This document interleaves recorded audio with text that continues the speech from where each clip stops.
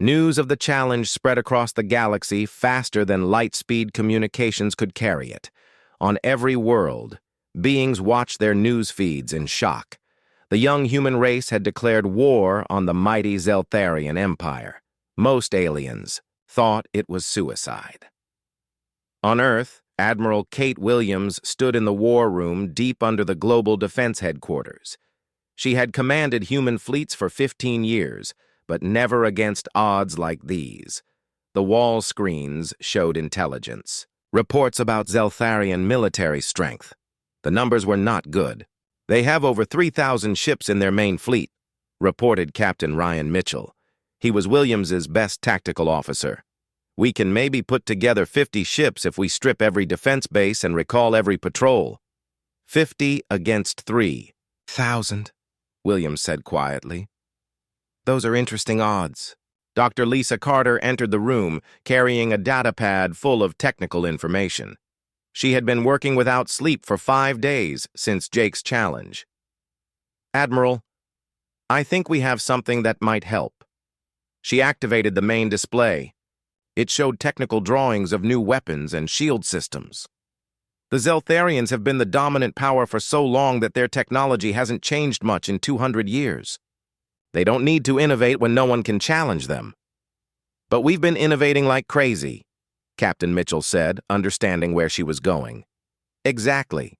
Our plasma shields use principles they've never seen.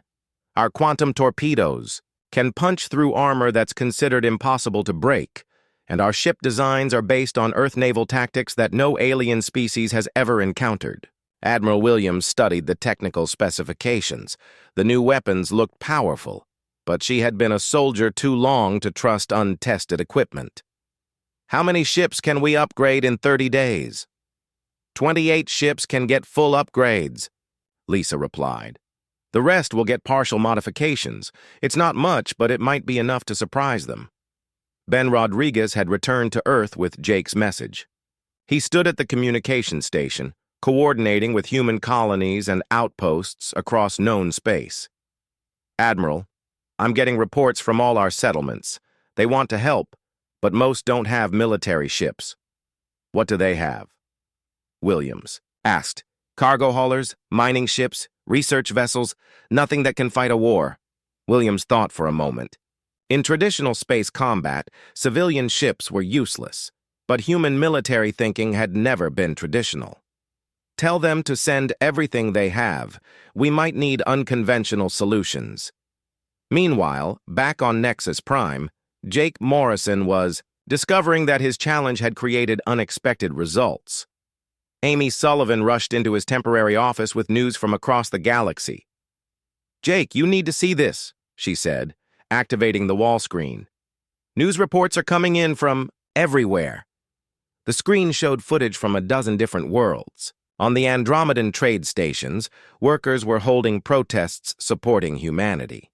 Crystal beings on their homeworld were sending messages of encouragement. Even some beings from within the Zeltharian Empire were secretly expressing hope that the humans might succeed.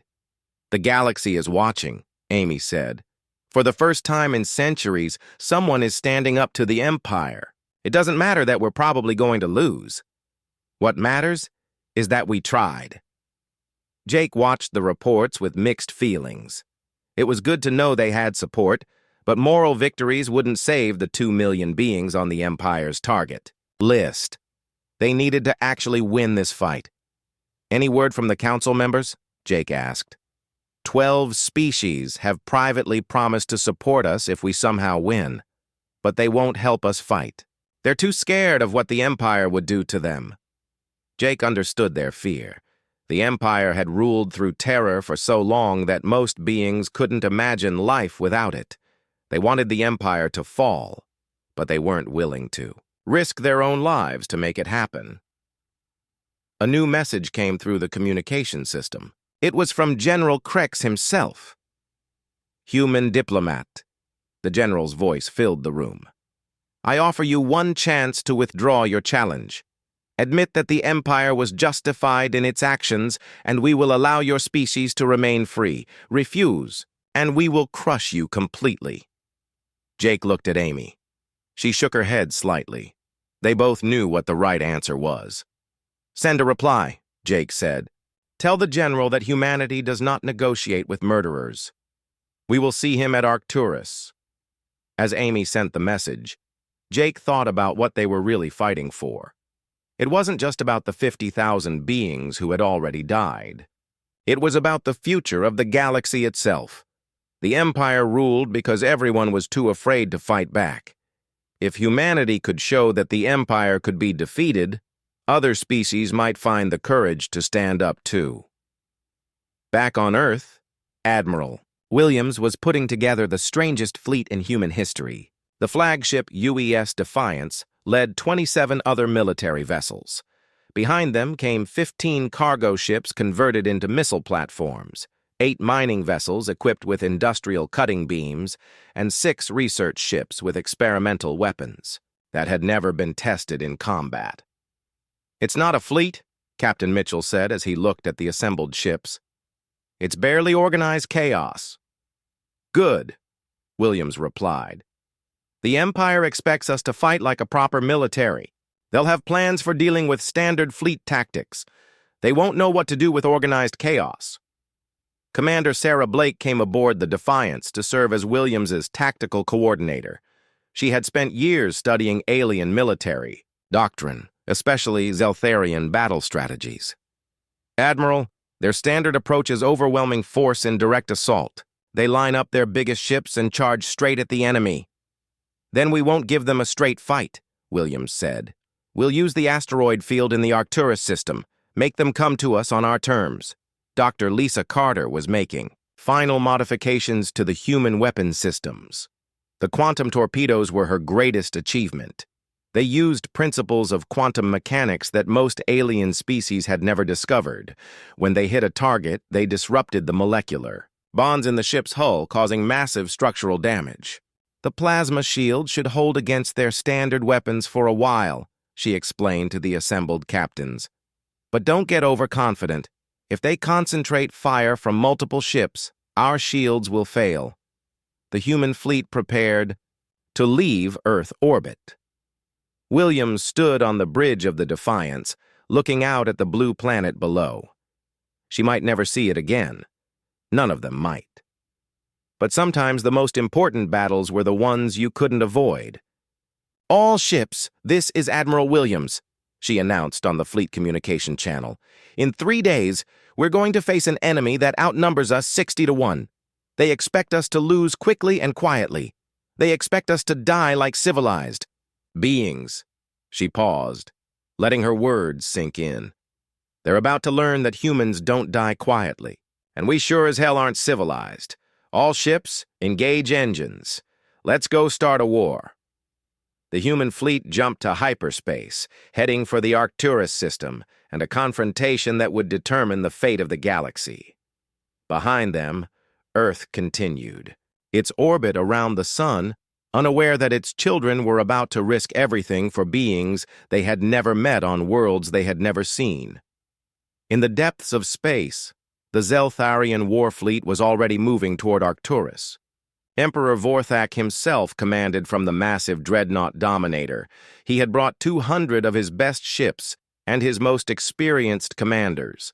The Empire had never lost a major battle, and he didn't intend to start now. But as both fleets moved toward their destiny, something was changing across the galaxy.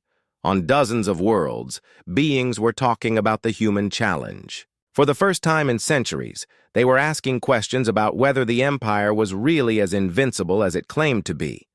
The trial by combat would determine more than just the fate of 50,000 dead beings. It would determine whether the galaxy would continue to live in fear or finally find the courage to choose freedom. In 3 days, everyone would have their answer. The message came at 800 hours on a Tuesday morning. Admiral Kate Morrison was drinking her coffee when the red alert sirens began to wail across Earth Defense Command. She put down her cup and walked quickly to the main command center. "What do we have?" she asked Lieutenant Colonel Jake Martinez, who was standing at the main display screen. "Long-range sensors picked up a massive fleet, Admiral. They just dropped out of hyperspace at the edge of our solar system. Kate looked at the screen. 800 ships hung in space like angry wasps. Each ship was bigger than anything Earth had ever built. The smallest ones were twice the size of her flagship. "Any communication attempts?" she asked. "Yes, ma'am. They're broadcasting on all frequencies. Same message over and over," Kate nodded. "Put it through." The voice that filled the command center was cold and mechanical. It spoke through a translation device, but the threat was clear in every word. "People of Earth, I am War Commander Thelkar of the Vorthak Empire. Your planet and species are now property of Emperor Zexhai.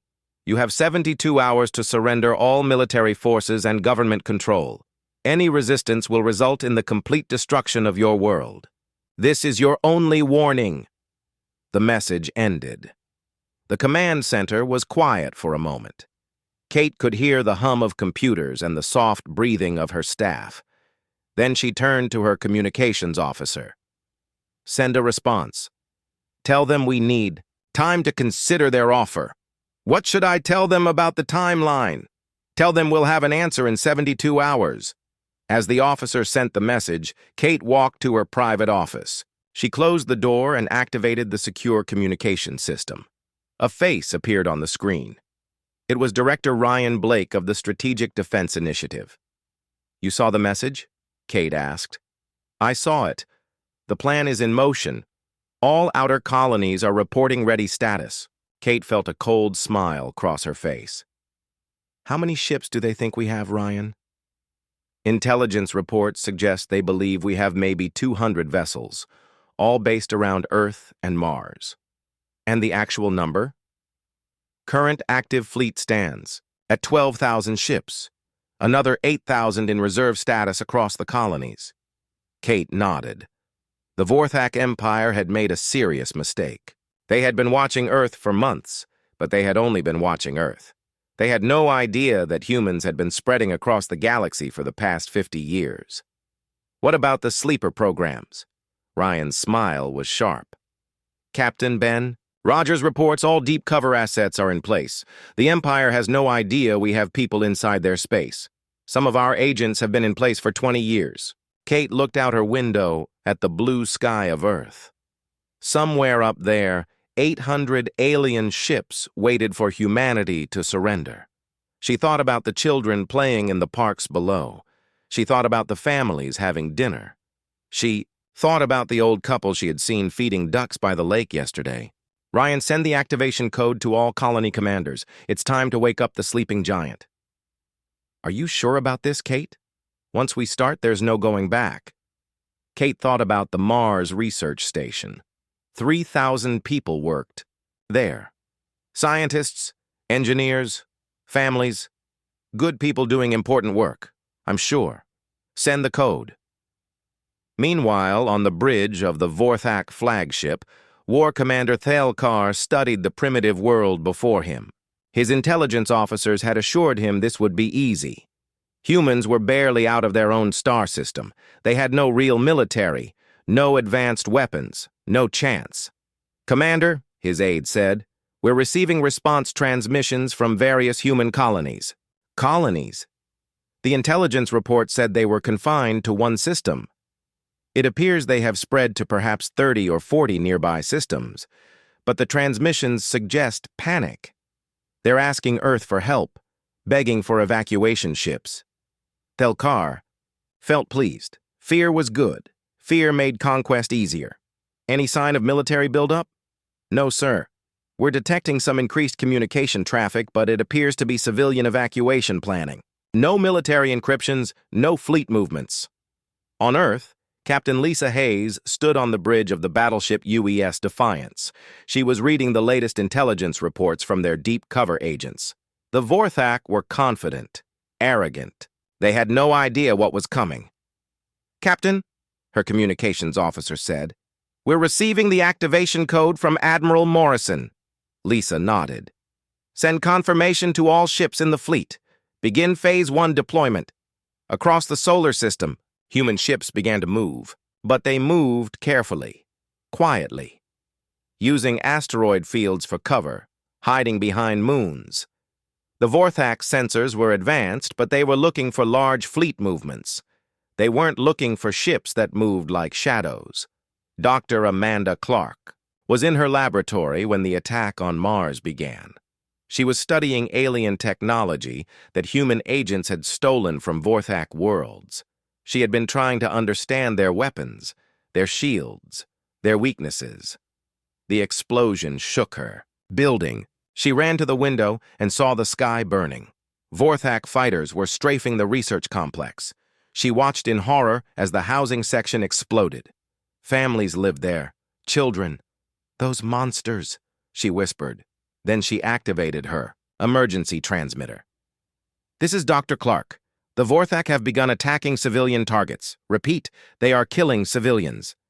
The message went out across all human communication networks. In homes and schools and offices across Earth, people watched the footage from Mars. They saw the children's playground burning. They saw the hospital destroyed. They saw 3,000 innocent people murdered by aliens who thought humans were weak. Something changed in that moment. Something dangerous. Humans had always been good at violence. They had spent their entire history learning how to kill each other efficiently. But they had also learned when violence was necessary. Now it was necessary. Admiral Morrison watched the footage from Mars and felt something cold settle in her chest. The LaughHFY had just made the worst mistake in their long history. They had killed human children. Send a message to all fleet commanders, she said quietly. The kid gloves are off. Show them what humans do to child killers.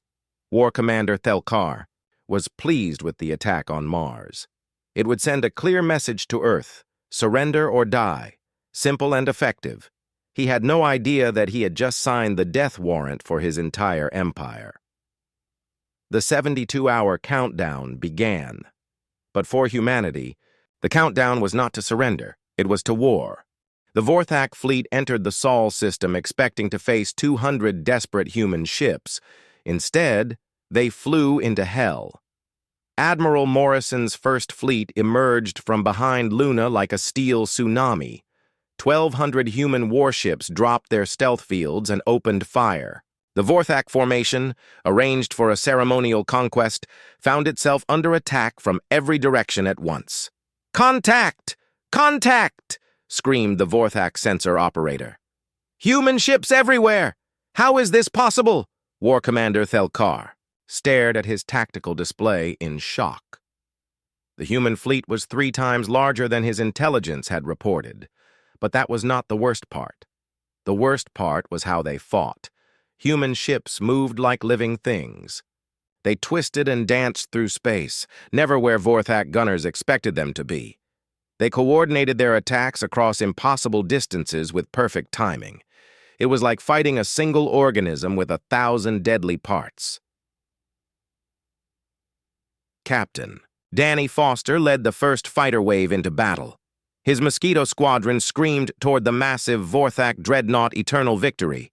The ship was 2 kilometers long and bristled with weapons designed to destroy other capital ships. "Remember," Danny told his pilots over the comm, "their shields are designed to stop big guns.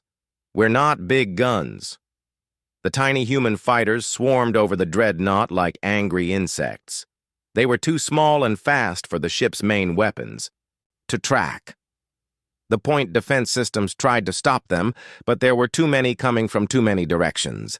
Danny's fighter dove toward the ship's engine section. His plasma cutter was no bigger than a sword, but it could cut through armor like paper. He sliced a perfect line along the ship's hull, venting atmosphere and causing internal explosions. "Engine room is breached," he called out. "Moving to weapons. Array!" Across the dreadnought's hull, 50 other fighters were doing the same thing. They cut power lines, destroyed sensor arrays, opened hull breaches that caused catastrophic decompression. In minutes, the mighty Eternal Victory was a drifting wreck. Dr. Helen Price watched the battle from the bridge of the UES Guardian.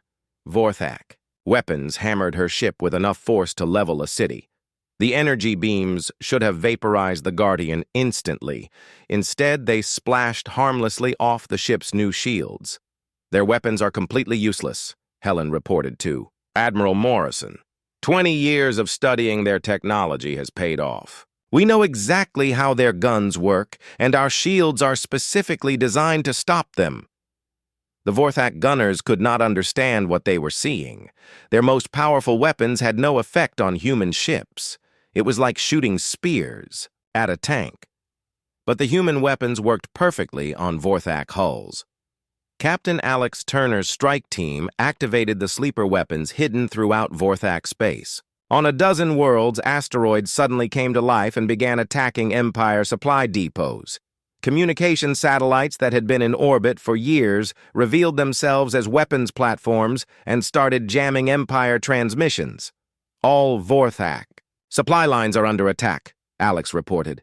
Their fleets are being cut off from reinforcement and resupply. They're fighting blind and alone.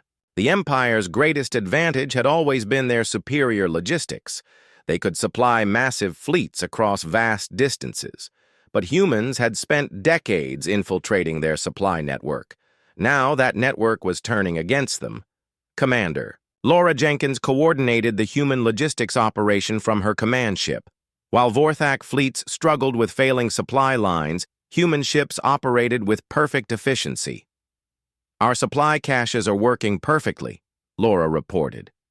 Human. Ships can resupply in any asteroid field. We can fight anywhere for as long as needed. The Empire cannot. Captain Steve Miller commanded the Ghost Fleet, humanity's newest and most terrifying weapon.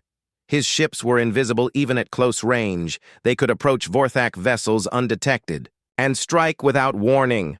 Ghost Leader to all units, Steve transmitted. Begin hunting operations.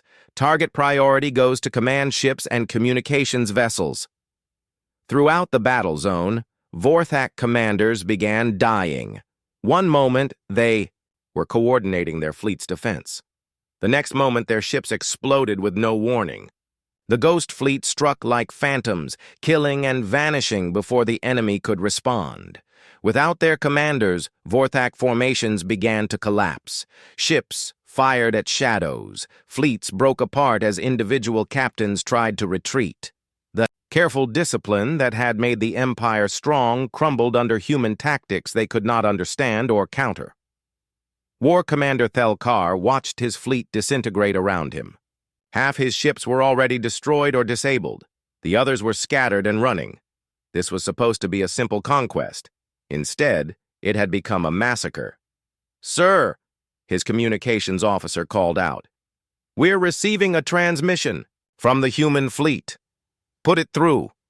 Admiral Morrison's face appeared on the main screen.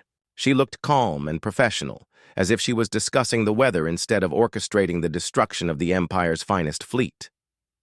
"War Commander Thelkar," she said, "your fleet is defeated. I am offering you one chance to surrender. Order your ships to stand down and prepare to be boarded." Thelkar felt rage burning in his chest. "Never. The Empire does not surrender to primitive species." Morrison nodded as if she had expected that answer. "I understand. In that case, I will demonstrate why you should reconsider." The transmission ended. A moment later, Thelkar's flagship shuddered as something attached to the hull. Then the lights went out. Captain Tony Shaw's boarding team had cut through the flagship's armor like it was paper. They moved through the ship's corridors with deadly efficiency. Vorthak security forces tried to stop them, but human soldiers had been preparing for this moment for decades. "Bridge secured," Tony reported. "War Commander Thelkar is our prisoner." Throughout the solar system, the battle was ending. The mighty Vorthak fleet that had come to conquer Earth was now scrap metal floating in space. Of 800 ships, fewer than 50 had escaped. The rest were destroyed or captured, but this was only the beginning. Captain Patricia Lee's infiltration teams had been waiting inside Vorthak space for years. As the Empire's main fleet died around Earth, she activated sleeper cells on a dozen worlds. Empire garrison forces woke up to find their own bases under attack from within. "All primary targets are secured," Patricia reported. "Empire military command is in chaos. They have no idea how many of their own people are actually human agents." Dr. Kevin Scott began the psychological warfare campaign that would break what remained of Empire resistance. He broadcast footage of the battle throughout Vorthak space, but he did not show human victory. Instead, he showed human restraint. The broadcasts showed human medics treating wounded Vorthak soldiers. They showed human ships rescuing Empire crews from disabled vessels. They showed Admiral Morrison offering terms to Thelkar instead of simply killing him. The message is clear, Kevin explained to his team. Humans are not monsters. We are professional, soldiers doing a job. But we are also the most dangerous military force in the galaxy. Surrender and live, fight and die. The choice is yours. The psychological impact was devastating. Empire morale collapsed as word spread throughout Vorthak space. The humans had not just defeated their fleet, they had made it look easy, and they had done it while showing mercy to their enemies. Emperor Zexhai sat in his throne room on the capital world, trying to understand what had happened. His greatest fleet was gone. His military commanders were dead or captured. His supply lines were under attack by enemies who seemed to be everywhere at once. "How many human ships do we face?" he asked his intelligence chief. We do not know, Your Majesty. Our estimates were clearly wrong. They may have thousands, tens of thousands. We simply do not know. The Emperor felt something he had never experienced before. Fear. For 300 years, the Empire had been the strongest force in the galaxy. Now, in a single day, they had learned they were not even close to the strongest. Admiral Morrison stood on her flagship bridge, watching the last Vorthak ships flee the solar system. The battle was over, but the war was just beginning. "Signal. All fleet commanders," she ordered. "Phase 2 begins now. It's time to teach the Empire what happens when you kill human children." The hunt was about to begin. 48 hours after the Mars attack, the main Vorthak fleet arrived. 5,000 ships dropped out of hyperspace at the edge of the solar system. War Commander Thelkar stood on his flagship bridge and smiled. This show of force would end. "Any thoughts of human resistance?" "Sir," his communications officer reported, "we're intercepting panic transmissions between Earth and their outer colonies. Let me hear them." The bridge speakers filled with what sounded like desperate human voices. Colony governors begging Earth for evacuation ships, farmers crying about losing their crops, miners pleading for military protection they knew would never come. Thelkar was satisfied. "These humans know they cannot fight us. Signal the fleet. Prepare for final assault." What Thelkar did not know was that every transmission he had heard was fake. In a hidden bunker beneath Colorado, Colonel Jake Martinez sat with a team of human actors. They had been sending false messages for days, making the Empire believe exactly what they wanted to believe. "That's a wrap on the panic broadcasts," Jake said into his headset. "Admiral Morrison, the enemy is completely convinced we're terrified." 300 light-years away, Captain Ben Rogers sat in a bar on the Vorthak world of Keth Prime. He had been living here for 20 years, pretending to be a human trader. The Vorthak thought he was one of the few humans who had managed to travel beyond Earth. They had no idea he was a deep cover agent. "The fleet is moving toward Earth," he transmitted on a hidden frequency. "All major ships are leaving defensive positions. Empire homeworlds are now lightly defended." Ben finished his drink and walked outside. In the distance, he could see Vorthak, military ships launching toward the human front. They were so confident, so sure of victory. He almost felt sorry for them. On Earth, Director Ryan Blake stood in the Strategic Defense Initiative Command Center. Holographic displays showed the entire galaxy. Red dots marked Vorthak positions. Blue dots showed human forces. But there were far more blue dots than the Empire could possibly imagine. "Status report," Ryan said. "All sleeper colonies have confirmed activation. Total human fleet strength is now 20,000 ships. The Empire believes we have 200. Ryan nodded. For 50 years, humans had been quietly spreading across the galaxy. They had learned to hide, to blend in, to look weak while growing strong. Every mining operation was really a military base. Every research station was really a weapons factory. Every peaceful farming colony was really a forward operating base. What about our people inside Empire space? All deep cover agents report. Ready. We have assets on every major Vorthak world. Some have been in place for decades. Captain Sarah Walsh was one of those assets. She lived on the Empire world of Vextai, where she ran a small import business. The Vorthak thought she was a harmless human trader. They had no idea she was really a military engineer. For 15 years, Sarah had been installing hidden devices throughout Vorthak space. Fake asteroids that were really weapons platforms, communication relays that looked like space junk, sensor networks disguised as mining equipment. Project Linebacker is fully operational, she transmitted to Earth. I have weapons platforms positioned in every major Vorthak system. They're invisible to Empire sensors. The Vorthak had been so focused on watching Earth that they had never noticed humans spreading throughout their own territory. It was like a cancer, growing silently until it was too late to stop. Dr. Helen Price was working in her laboratory beneath the surface of Luna. She was putting the final touches on humanity's secret weapon. For 20 years, she had been developing shield technology based on stolen Vorthak science, but she had improved it, made it better. The new shields are ready, she reported to Admiral Morrison. Vorthak weapons will be useless against our ships. How? Can you be sure? Because I've been testing them against real Vorthak weapons for years. Our deep cover agents have been stealing their equipment and sending it back to us. We know exactly how their guns work, and we know how to stop them. Commander, Laura Jenkins was preparing the logistics networks that would support humanity's fleet. The Vorthak had no idea how human supply lines worked. They thought in terms of massive supply ships and fuel depots. Humans thought differently. Every asteroid field in known space has been seeded with supply caches, Laura reported. Our ships can resupply anywhere. The Empire will never find our logistics network because it's everywhere and nowhere. Captain Alex Turner was reviewing the intelligence files on Vorthak military doctrine. The aliens fought in large formations. They believed in massive shows of force. They had rules about honorable combat. It was all very predictable. Humans fought differently.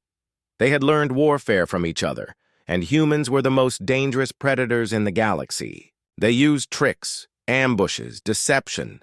They struck from shadows and vanished before the enemy could respond.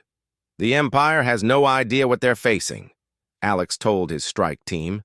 They think war is about big ships firing at each other in formation. We're going to teach them what real warfare looks like. On the Vorthak flagship, Thelkar was reviewing the final attack plan. It was simple. Overwhelming force applied directly to Earth. The human fleet would try to defend their homeworld and be destroyed in a single massive battle. Sir, his intelligence officer reported, our scouts confirm human fleet positions. They have approximately 200 ships positioned around Earth and Mars. No other significant military presence detected. Thelkar smiled. Begin the final approach. This will be over in hours. But in the hidden command centers throughout human space, a different countdown was beginning. Admiral Morrison looked at her tactical display. Human fleets were in position throughout the galaxy. Deep cover agents were ready to activate their weapons. The trap was set. All ships, she transmitted on the command frequency, prepare for Operation Phantom Hunt. The Empire thinks they're attacking a helpless planet. They're about to learn they've walked into the largest ambush in galactic history. Captain Danny Foster was in his fighter bay, preparing for launch. His squadron flew the new Mosquito-class fighters. They were so small that Vorthak sensors would classify them as debris, but each one carried enough firepower to cripple a battleship. Remember, Danny told his pilots, the Empire has never fought an enemy that fights back intelligently. They're used to primitive species that panic and run. We're going to show them what happens when they pick a fight with apex predators. Dr. Kevin Scott was in the Psychological Warfare Division, preparing the final phase of humanity's plan. The Empire thought they were conquering a weak species. Soon they would learn the truth, and that truth would break their will to fight. "Broadcasting begins in 1 hour," Kevin announced. "When the Empire sees what humanity really is, their morale will collapse. You can't fight an enemy when you realize you never understood what you were fighting." As the Vorthak fleet moved toward Earth, they were confident, arrogant, ready to add another primitive species to their empire. They had no idea that they were flying into the greatest military trap in galactic history. The countdown reached 0. War Commander Thelkar gave the order to attack, and humanity showed the galaxy why it was the most dangerous species that had ever evolved. Emperor Zexhai gathered what remained of his military leaders in the war room of his palace. The holographic display showed the Empire's territory in red, but now there were black spots spreading across the map like a disease. Systems going dark, fleets disappearing, entire sectors falling silent. "Report," the Emperor demanded. Admiral Kethvar, the highest-ranking survivor of the Sol disaster, stepped forward. His uniform was torn and his pride was shattered. "Your Majesty, we are facing an enemy unlike anything in our history. The humans are not fighting like a normal species." "Explain." "They do not mass their fleets for traditional battles. Instead, they hunt us. Small groups of ships appear from nowhere, strike our forces, and vanish before we can respond. Our pilots are terrified. They do not know when or where the next attack will come." Emperor Zexhai felt anger rising in his chest. "Deploy more ships. Hunt down these human raiders." "We have tried, Your Majesty, but they know our space better than we do. They strike at supply convoys we thought were secret. They attack bases we believed were hidden. It is as if they have been studying us for decades." The Emperor did not know how right he was. Captain Steve Miller commanded the Ghost Fleet as it moved through Vorthak space, like death itself. His ships were completely invisible to Empire sensors. They could watch Vorthak fleets for hours, learning their patterns before striking at the perfect moment. "Target acquired," Steve reported to his squadron. "Empire supply convoy, 12 ships, minimal escort, standard attack pattern." The human ships moved into position around the Vorthak convoy. The aliens had no idea they were being hunted. They continued their route, confident in their military superiority. Then the convoy simply began to explode. Ships died one by one as invisible human vessels fired precisely targeted shots. The Vorthak escorts tried to fight back, but they could not see their attackers. They fired wildly into empty space while human weapons picked them apart with surgical precision. "Convoy destroyed," Steve reported. "No survivors. Moving to next target." Throughout Empire space, similar scenes played out dozens of times each day. Vorthak ships died without ever seeing their killers. Supply lines collapsed as convoys disappeared. Garrison fleets huddled around their bases, afraid to venture into space that had become a hunting ground. Captain Tony Shaw was leading a different kind of operation. His mission was not to destroy Empire ships, but to capture Empire leaders. Dead enemies could not provide intelligence. Living enemies could tell stories about human capabilities that would spread fear throughout Vorthak space. "Target confirmed," Tony transmitted to his team. "Admiral Zethko is aboard that flagship. He commanded the fleet that destroyed the Mars colony. He has a debt to pay." Tony's boarding craft were invisible to Vorthak sensors. They attached to the enemy flagship without triggering any alarms. His soldiers cut through the hull and entered the ship's corridors like ghosts. The Vorthak crew never knew they were under attack until human soldiers appeared in their midst. The battle was brief and one-sided. Vorthak weapons could not penetrate. Human armor. Human weapons cut through Vorthak defenses like paper. "Admiral Zethko captured alive," Tony reported, taking him back for questioning. Dr. Nancy Williams was conducting those interrogations in a facility that officially did not exist. The captured Vorthak commanders all told the same story.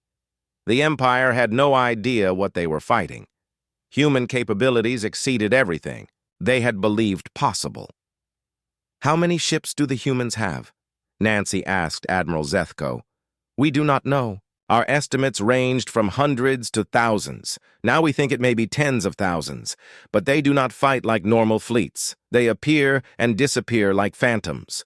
What does your leadership think about human intentions? The Emperor believes you wish to conquer the Empire, but your actions make no sense for conquerors. You destroy our military forces but leave our civilian populations untouched. You capture our leaders but treat them well. What do you want? Nancy smiled coldly. We want you to stop killing human children. Everything else is negotiable. Meanwhile, Captain Amy Rodriguez was leading deep penetration raids into the heart of Empire space. Her battle group had a specific mission: demonstrate that nowhere in Vorthak territory was safe from human reach. Target is the fortress of Korthak, Amy told her pilots. Intelligence says it's the most heavily defended installation in the Empire. Today, we're going to prove that means nothing. The fortress of Korthak was a massive space station guarded by 200 Empire warships. It had never been attacked in its 300-year history. The Vorthak considered it absolutely impregnable. Amy's fleet attacked from 6 directions at once. But they did not try to destroy the fortress. Instead, they systematically dismantled its defenses while broadcasting everything live to Empire communication networks. Defense Grid Alpha is down, Amy reported as her fighters destroyed weapon platforms with surgical precision. Moving to Grid Beta, the Empire defenders fired desperately, but human ships danced between their shots like water flowing around rocks. Every human attack hit its target. Every Empire shot missed. In 2 hours, the most powerful fortress in Vorthak space was a helpless wreck. Amy's fleet had not lost a single ship. Fortress neutralized, Amy transmitted, broadcasting surrender demand to garrison commander. The psychological impact was immediate. If humans could destroy the fortress of Korthak without effort, what could they not destroy? Panic spread through Empire space as military commanders realized their strongest defenses were worthless. Captain Greg Thompson was analyzing the Empire's response patterns from his intelligence ship. The Vorthak were making predictable mistakes, based on their traditional military thinking. They're massing their remaining fleets around their capital worlds, Greg reported to Admiral Morrison. Classic defensive strategy, but it won't work against us. Why not? Because we're not trying to invade their territory. We're trying to break their will to fight. Every ship they pull back for defense is a ship that's not hunting our forces. They're doing our job for us. Admiral Morrison nodded. The Empire still thought in terms of territory and conquest. They could not understand an enemy whose goal was not to take their worlds, but to make them stop fighting. Commander Linda Jackson was coordinating the attacks on Empire infrastructure, but she was not targeting civilian facilities. Instead, her forces struck at the economic systems that supported Vorthak military power. Mining complex Delta 7 is offline, Linda reported. That cuts Empire armor production by 15%. Shipyard Vex Prime has suspended operations after we destroyed their supply depot. They cannot build new ships without materials. The Empire was learning that war was not just about shooting at each other. It was about logistics, supply chains, economic systems, and humans had been studying Vorthak economics for decades. Dr. Helen Price was working on the technical analysis of captured Empire equipment. What she found was both encouraging and disturbing. Their technology is actually quite advanced, Helen reported. In some areas, it's superior to ours, but it's designed for intimidation, not warfare. Their ships are built to look impressive, not to survive battle against an intelligent enemy. What about their weapons? Powerful but inefficient. They're designed to destroy primitive defenses with overwhelming force. Against modern defensive systems, they're almost useless. It's like they've never fought anyone who could fight back. The truth was exactly that. For 300 years, the Empire had conquered primitive species who panicked when faced with superior technology. They had never fought an enemy who was prepared, organized, and determined to win. Captain Jim Davis was documenting the Empire's collapse for the historical record. What he saw was a military organization that had forgotten how to fight a real war. Empire forces are showing classic signs of institutional failure, Jim reported. Their command structure is breaking down. Individual commanders are making decisions based on fear rather than strategy. They're fighting like a mob, not like a military. Emperor Zexhai sat alone in his throne room, reading reports that told the same story over and over. Human victory, empire defeat, fleets destroyed, systems lost, commanders captured. How is this possible? He asked the empty room. We are the most powerful empire in galactic history. How can these primitive humans be defeating us so easily? The answer was simple, but the emperor could not see it. The Vorthak Empire had grown fat and lazy on easy conquests. They had forgotten that war was not about having the biggest ships or the most advanced weapons. War was about being better at violence than your enemy, and humans were very, very good at violence. Admiral Morrison reviewed the strategic situation from her flagship. The Empire still had thousands of ships and millions of soldiers, but their morale was broken. Their supply lines were destroyed. Their leadership was in chaos. Signal all fleet commanders, she ordered. Begin Phase 3. It's time to end this war.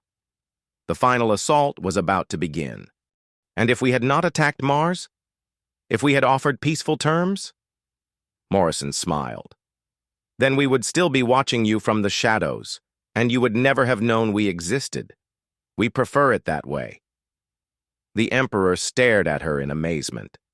Your species has been the dominant power in the galaxy for centuries, and no one knew? That is how we prefer it. Humans do not start fights, but we are very good at finishing them.